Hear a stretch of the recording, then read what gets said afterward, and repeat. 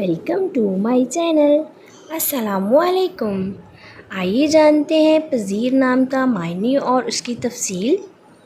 हमारा आज का बेबीज़ बॉयज़ नेम है पज़ीर।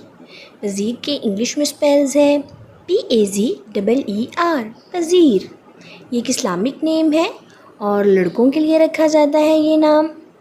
इस नेम के मायने हैं मंजूर नज़र।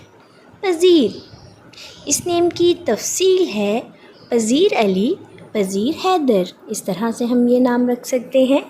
आप भी अपने नाम का मायने जानने के लिए कमेंट्स में अपना नाम लिखें और मायने जानिए। And please like the video, subscribe my channel, share with friends. Okay dears, फिर मिलेंगे न्यू नेम न्यू वीडियो के साथ। अपना ख्याल रखिएगा, दुआओं में याद रखिएगा। अल्लाह हाफ़िज़।